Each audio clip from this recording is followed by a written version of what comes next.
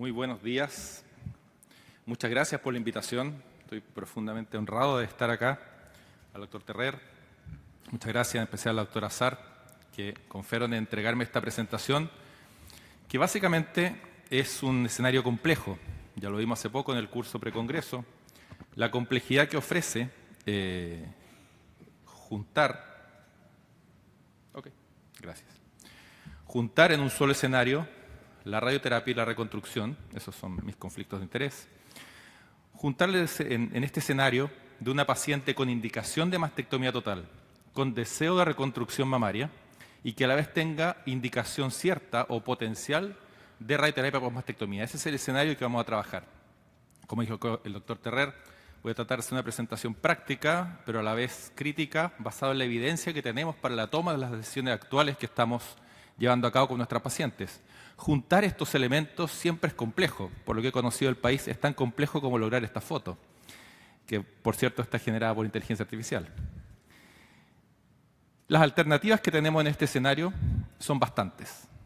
Primero, y no hay que dejar nunca de lado, una paciente que está en este escenario, podemos diferir la reconstrucción mamaria y entrar en otro tema. Reconstrucción mamaria diferida en un lecho irradiado, donde hay otras alternativas de reconstrucción. Podemos hacer un colgajo de manera inmediata e irradiar el colgajo, lo que vamos a ver que está hace más de 20 años comprobado que no tiene muy buenos resultados. O hacer una reconstrucción heteróloga con expansor, ya sea en plano prepectoral, retropectoral, con matrices, irradiar ese expansor, cambiarlo por implante o irradiar el implante, o ir directamente a un implante, ya sea prepectoral, retropectoral, con matriz o sin matriz, y qué tipo de implante utilizar. Vamos a ver que todo esto son temas cada uno por separado, cada uno tiene evidencia débil en general respecto a cuál es la mejor indicación. Y en realidad, con todas estas alternativas, nadie tiene la verdad absoluta. Aquí la evidencia que existe, y esto está del año 2019, que se intentó hacer un consenso, no ha cambiado mucho. La verdad es que la mayor parte de la evidencia, como es en cirugía, nivel 3, nivel 4. Y por lo tanto, en este escenario tenemos que tratar siempre de pensar cómo mejoro la calidad de vida de la paciente y reduzco las complicaciones. Todo esto sin impactar los resultados oncológicos. Lo primero, sabemos que la radioterapia tiene un beneficio. Beneficio en recurrencia locorregional, beneficio en tiempo libre de enfermedad, beneficio en sobrevida para la paciente. O sea, aún hay escenarios en los cuales no podemos desescalar, lo vamos a ver más adelante en alguna otra conferencia, pero podemos y tenemos claro qué pacientes van a necesitar sí o sí radioterapia post-mastectomía o cuáles potencialmente podría desescalar, pero aún queda la duda. En ese escenario, tenemos que plantearle al paciente y como converso los beneficios versus los riesgos. Los beneficios de irradiar va a ser básicamente un beneficio en sobrevida de alrededor de un 8%. Ustedes me dicen, ¿sí? Entonces, el escenario para conversar con el paciente, pro y contra de esto, básicamente, beneficio de irradiar, 16% beneficio en recurrencia local, 12% en tiempo libre de enfermedad, axila positiva estamos hablando, 8% impacto en sobrevida. Contra, 15 a 50% de pérdidas de implante, 40% de reoperaciones con cirugías de revisión, 17 hasta 60% de contracturas capsulares, 20 a 87% de complicaciones en colgajo abdominal. Entonces, en ese escenario y con tanta variabilidad, ¿cómo elegimos? 1. ¿Vale la pena reconstruir inmediatamente a estas pacientes si sabemos que se van a irradiar? Y la respuesta es que sí. Básicamente, la reconstrucción inmediata mejora la calidad de vida de la paciente, disminuye el impacto psicosocial, mantiene un volumen que a la paciente la beneficia. Y del punto de vista cosmético, obviamente hay un mejor resultado cosmético al ocupar la piel nativa de la mama, preservando el bolsillo cutáneo, en especial en la preservación de areola y pezón, que hoy día es idealmente el estándar. Pero se cumplen estos objetivos al sumar radioterapia. Hay casos en que no. Hay casos como este, que se le coloca el expansor prepectoral, hace una contractura y finalmente hay que cambiar toda la piel por colgajo. ¿Cuál fue el beneficio en este caso, en vez de haber diferido a esta paciente? Versus otras, como esta paciente, en que podemos ocupar un autoderm, cubrir el implante prepectoral con su propia dermis, irradiarla y pese al grado de contractura simétrico que se produjo, lipoinyectar, cambiar por un implante y al menos en un corto a mediano plazo va a tener un resultado estable. Entonces, la radioterapia no es el único factor para elegir diferir la reconstrucción mamaria en una paciente. Está también el índice de masa corporal sobre 35, factor que aumenta de forma exponencial las complicaciones, comorbilidades, tabaquismo, enfermedades del tejido conectivo. Hoy el uso de terapias biológicas también aumenta el riesgo de complicaciones en este escenario, uso de corticoides y básicamente todo lo que implique aumentar la probabilidad de complicaciones y que retrase el tratamiento oncológico. Siguiente escenario, reconstruirla con un colgajo inmediato. Hace más de 20 años que tenemos claro que el irradiar un colgajo aumenta la tasa de complicaciones. ¿Cuánto? Cerca del 50%, y básicamente dado por fibrosis, por reducción del volumen, tanto pediculado como colgajos libres. Incluso estos trabajos con DIEP muestra aumento de la necrosis grasa, fibrosis y contractura del colgajo mayor en el grupo irradiado versus cuando se difiere posterior a la radioterapia. Y entramos en la reconstrucción, que en general es el mayor porcentaje, expansor o implante. Desde el 2015, con los trabajos de Peter Cordeiro, se mostraba esta secuencia y siempre se discutió esta secuencia. Colocamos un expansor, irradiamos ese expansor o colocamos el expansor, lo cambiamos por implante e irradiamos el implante.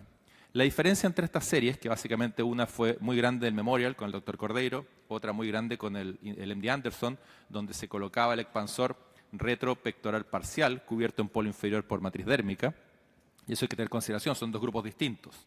El bolsillo muscular completo que usó Peter Cordeiro versus un bolsillo muscular parcial que usó el protocolo del MD Anderson. La mayor parte de estos trabajos son con expansor implantes retromusculares y ese escenario es el que está medido. Y en este escenario, la radioterapia del expansor tiene más fallas que irradiar el implante, 20% versus 13%, pero menos tasas de contractura capsular, 29% versus casi 50%. Y se vio que en la medida que pasaba más tiempo desde la radioterapia al recambio, el número de fallas reconstructivas bajaba. Entonces son dos ítems que vamos a hablar en casi todos los trabajos. La falla, la pérdida completa, que en algunos casos está definida como aquella paciente que no volvió a intentar reconstrucción, y la contractura capsular, que es la que lleva a potenciales reoperaciones y eventualmente a cambios de la técnica reconstructiva. En todos los escenarios siempre hubo más falla de reconstrucción al irradiar expansores versus al irradiar implante y mayor tasa de contractura capsular al irradiar implante.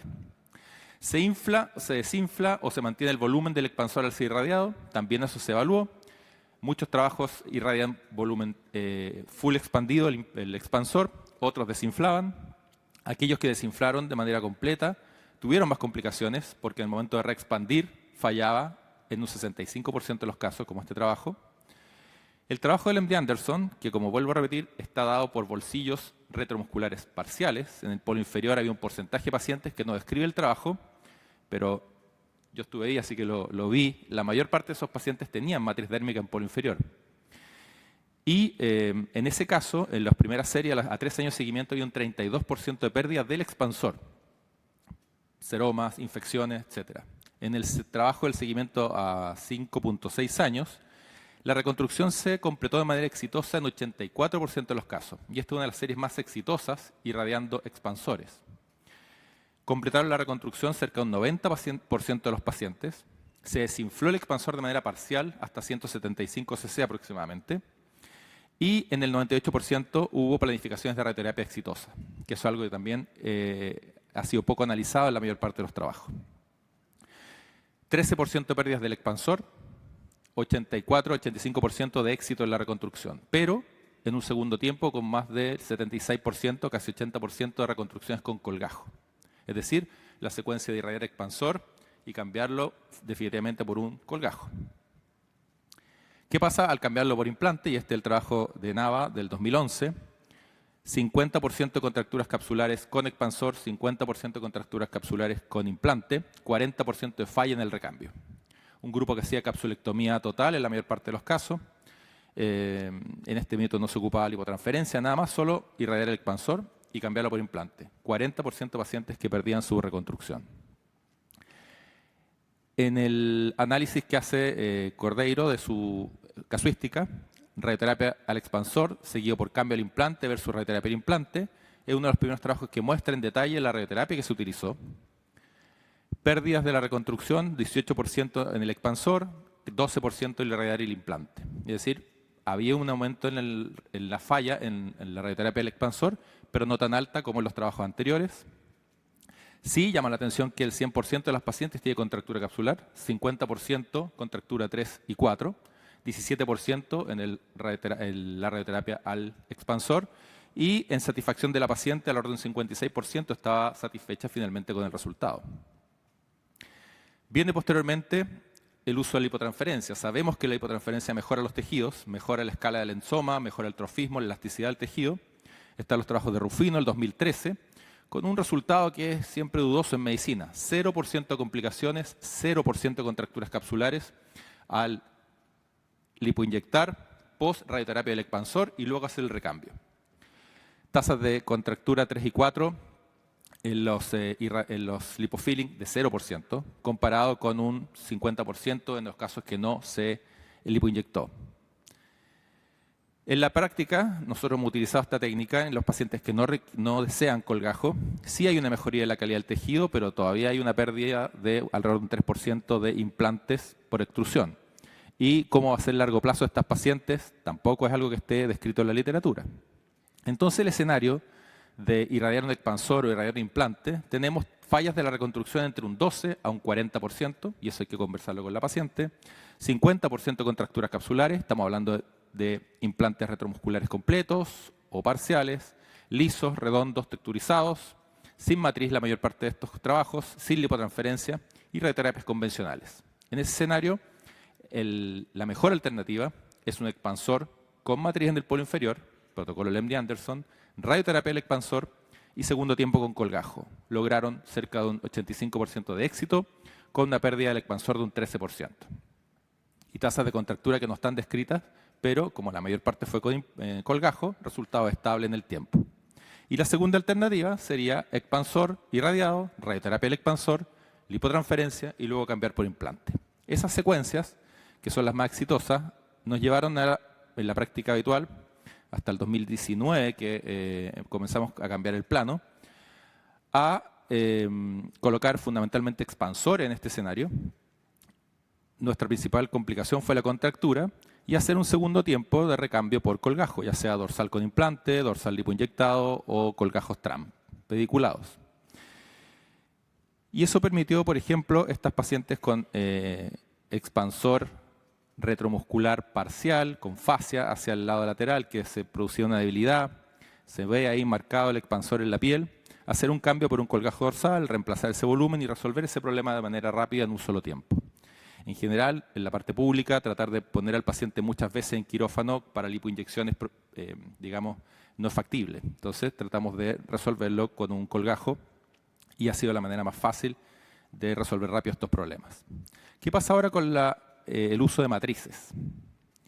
El uso de matrices redujo la contractura capsular. En los trabajos no muestra más tasa de complicaciones, excepto el seroma, que de 3% pasa a un 7%, y muestra una tasa de contracturas capsulares en el seguimiento de un 11%, es decir, bajó significativamente las contracturas capsulares y la falla se mantiene alrededor de un 14%. Y esos son los números. En este trabajo del 2019, que se planteó como prepectoral, el prepectoral para ellos era un uso de reconstrucción parcial, un bolsillo muscular parcial con matriz en el polo inferior. Ya en ese minuto vieron que la contractura capsular de un bolsillo muscular completo era distinta al bolsillo muscular parcial, con similares tasas de complicaciones, pero con menos deformidad por radioterapia. En el 2023 está publicado este trabajo, que fue con Braxton, prepectoral total, y en estos casos las tasas de contractura capsular fueron de un 8% en el seguimiento y solamente hubo una pérdida de implantes de un 4%. Es decir, no aumentó las complicaciones y sí redujo de manera considerable la contractura capsular. Y las complicaciones fueron fundamentalmente dadas por el grosor del colgajo. Colgajos de menos de 6 milímetros, de menos de 4 milímetros fundamentalmente, tenían más complicaciones que los colgajos más gruesos. Este trabajo es muy interesante, el 2020 compara radioterapia o no en colgajos autólogos, implantes o expansores. Y vemos que la reconstrucción inmediata con implante tiene significativamente menos complicaciones que la reconstrucción en 2 tiempos, fallas de 18% en el caso de la directo implante versus 36% en el caso de la reconstrucción en 2 tiempos. Pero el 97% de los casos tenían matriz dérmica. No están hablando de mallas sintéticas, sino que matriz dérmica celular. El 7% de los pacientes tuvo contractura capsular, lo cual es bastante bajo, y un 3% solamente de falla en estos casos, lo que también habla de bajo porcentaje de complicaciones. Es uno de los pocos trabajos que compara head to head los dos grupos. ¿Y cuál es la racionalidad de esto? Que las matrices celulares generan una modulación de la inflamación, en especial en los territorios irradiados, genera menos inflamación y por lo tanto menos contractura capsular. Pero ¿qué pasa si sacamos la matriz? Y ahí hay poca evidencia. La verdad que si uno analiza, está el trabajo de Urban con González, que mostraron que en un pequeño grupo de 44 pacientes que fueron irradiados prepectoral con implante microtexturizado, pérdidas de implante de un 13% y también tasas de contractura capsular en el seguimiento, que es menor que el de las matrices, de un 7%. O sea, la misma tasa de contractura capsular, pero faltan años de seguimiento aún. Esta es la evidencia que hay. Y efectivamente, ¿es la matriz o es el plano lo que genera la reducción de contractura? Y vemos en esta metaanálisis del 2023 que efectivamente los pacientes con reconstrucción prepectoral presentan menos tasa de contractura capsular aún en el escenario de radioterapia, siendo considerablemente menor, un 50% del subpectoral, un 16% en el prepectoral. Es decir, ya el cambio de plano es un beneficio en términos de reducir la contractura capsular y reducir también la tasa de fallas asociadas a la reconstrucción con implante. ¿Y cuál es el problema de las contracturas capsulares? Que es la principal causa de reoperación a 10 años de estas pacientes. O sea, están asegurándose una nueva cirugía, una o más en el tiempo, y con la posibilidad de tener que cambiar la técnica reconstructiva en ese minuto. Respecto al poliuretano, al material, a esta cubierta poliuretano en implante, efectivamente tiene menos complicaciones en el corto plazo. Hay menos seroma, sin duda. Todos aquellos que utilizamos, y yo he ido de a poco cambiando a poliuretano, hay menos complicaciones. Pero ¿qué pasa con las tasas de contractura capsular en el largo plazo? No se sabe. La verdad que la mayor parte de los seguimientos son a 3 años, algunos del doctor Acea, y mostró un 39% de pacientes irradiados sin complicaciones y sin contracturas. En el trabajo de Catanuto, con 1 año de seguimiento, tenía un 6% de fallas con poliuretano, pero solo contracturas grado 1, grado 2 en 1 año. Hay que ver en el largo plazo qué pasa con las contracturas grado 3 y 4. Y hay otra alternativa en pacientes que sabemos que se van a irradiar, y es algo que está en estudio, pero que ya desde 2017 hay algunas publicaciones, irradiarlo previo a la cirugía. Para estos pacientes, el ideal nuevamente es la mastectomía total y reconstrucción con colgajo, porque si se reconstruyen con implante también hay un porcentaje importante, un 25% de falla. Entonces, nuevamente, tampoco es la solución exacta. En la práctica, al día de hoy, la mayor parte de las publicaciones presentan técnicas antiguas de radioterapia. La mayoría son series retrospectivas o pequeñas, o bien revisiones nuevas, pero que siguen incluyendo publicaciones con técnicas quirúrgicas y de radioterapia antiguas. En el trabajo de Nava, que fue uno de los que mostró la técnica de radioterapia, mostró estas tasas de complicación: 55% de contracturas, fallas de hasta el 17% o más, 40% en el cambio a implante, con radioterapia con cobalto 60 o radioterapia convencional. Y la mayor parte de los estudios antiguos hasta el 2015, 2020, muestran series antiguas que aumenta, la radioterapia muestra 4 veces el riesgo de complicación, de cualquier tipo de complicación.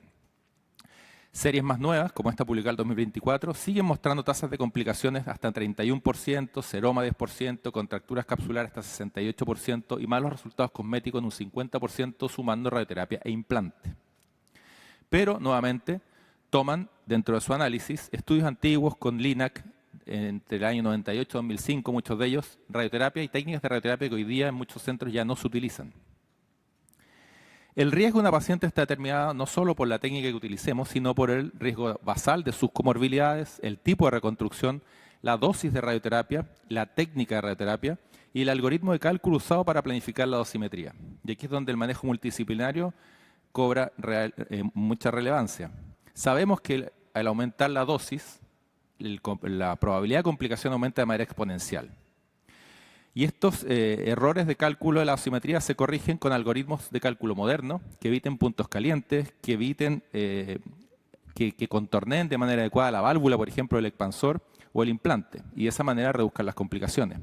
Hay técnicas 3D, BIMAT o IMRT que han mostrado reducción de las toxicidades. La radioterapia convencional tiene más dosis heterogéneas, zonas calientes en el tejido periprotésico, irradia más el corazón y la descendente anterior, versus el IMRT, que tiene menos radioterapia al corazón y área descendente anterior. Técnicas como la tomoterapia permiten un contorneo mejor, sin tanta toxicidad a estructuras intratorácicas. Y lo que han mostrado es incidencia de falla de reconstrucción con IMRT 3% versus el tradicional 16%, y complicaciones de 6,8% versus el 24% tradicional en técnicas más antiguas. O sea, son tasas de complicación asociadas a radioterapia que no veíamos en los estudios anteriores. Y hay que tenerlo en consideración. Este estudio chino, retrospectivo, como la mayoría, mostró tasas de contractura capsular de un 12%, siendo un pequeño grupo prepectoral, 16 pacientes solamente, y el resto subpectorales. Pero aún así, en globo, la tasa de contractura es bastante baja, siendo no utilizando matrices y con implantes microtexturizados. También es cierto que los trabajos que hablan de esto hablan poco de la técnica quirúrgica utilizada, así como los quirúrgicos hablan poco de la técnica de radioterapia utilizada. ¿Qué pasa ahora con las técnicas actuales de hipofraccionamiento? Seguimientos cortos nuevamente muestran toxicidades similares en esquemas convencionales versus hipofraccionados. Este trabajo, publicado el año pasado, mostró toxicidades exactamente iguales, tanto irradiando implantes prepectorales, subpectorales o expansores. Las tasas de toxicidad son las mismas. Y en el ASTRO el año pasado se presentó este trabajo comparando radioterapia convencional versus hipofraccionado, con un leve aumento de 14% de las complicaciones del hipofraccionamiento versus un 11,7, un 12% del fraccionamiento estándar. Esto básicamente nos llama a no tener temor de ir avanzando en hipofraccionar a las pacientes que reconstruimos con técnicas modernas. Entonces, todas las cifras de terapia moderna, con o sin hipofraccionamiento y técnicas quirúrgicas actuales, se alejan bastante de lo que teníamos en mente respecto a las tasas de complicaciones o pérdida de reconstrucción. Esta es una paciente que vi la semana pasada, que está irradiada hace 3 meses y la verdad reconstruida con un expansor al lado derecho, y la verdad que tiene muy poco efecto de su radioterapia. No es el efecto que veíamos habitualmente de esa piel dañada con mucho efecto actínico. Entonces, en el escenario donde nos plantean tantas alternativas, ¿cómo elegir? Y aquí viene la parte práctica y aquí viene la evidencia nivel 5, básicamente lo que yo hago. ¿Cuándo diferir? Porque todavía lo hacemos en algunos casos. Pacientes muy obesas, índice de masa corporal sobre 35, tabáquica activa, a veces pacientes con 1 o 2 cajetillas diarias. Esa paciente, independiente de lo que hagamos, tiene una alta probabilidad de complicarse y eso puede retrasar su tratamiento oncológico, por lo tanto conversamos con ella y tratamos de diferir. Lo mismo diabetes mal compensadas o enfermedades del tejido conectivo. ¿Cuándo una reconstrucción directo implante prepectoral sin matriz, ya sea texturizada o poliuretano? Insisto, el poliuretano hoy día muestra significativa reducción de las complicaciones en el corto plazo, pero no sabemos qué va a pasar en el largo plazo. Para una mama tóxica, que podemos hacer la técnica de autoderm, con tejido subdérmico de más de 6 milímetros, con o sin preservación del complejo, probablemente va directamente a un implante, se irradia y no tenemos más complicaciones. Cuando un directo implante prepectoral, con o sin matriz, yo no satanizo en general las matrices, creo que desde el punto de vista subjetivo tienen una menor tasa de contracturas capsulares, en especial las dérmicas. Hay que ver cómo se comparan directamente con poliuretano. No hay muchos trabajos que comparen directamente poliuretano versus matriz en el largo plazo. Las mamas sin tosis o tosis moderada, nipple sparing y con tejidos gruesos de más de 6 milímetros pueden ir directamente a implante. Si ese tejido es más delgado, o hay una mama sin tosis o tosis moderada donde no puedo ocupar el tejido dérmico del polo inferior, hacer un plano dual con matriz dérmica en el polo inferior o eventualmente ocupar poliuretano. Y cuando expansor, con o sin matriz, en una mama sin tosis o tosis moderada, pero con un tejido muy delgado donde quiero tener poca presión, donde hay duda de la vascularización de los tejidos. Ese es básicamente el raciocinio, basado fundamentalmente en la experiencia y la evidencia que existe. Como digo, de a poco hemos ido migrando a hacer una reconstrucción inmediata y irradiar el implante con baja tasa de complicaciones a corto plazo. Nuestro seguimiento en esos casos no es más de 5 años y con buena respuesta en el caso fundamentalmente de cambio a tejido autólogo en el segundo tiempo. Así que eso es la experiencia. Les agradezco la invitación y abierto a las preguntas.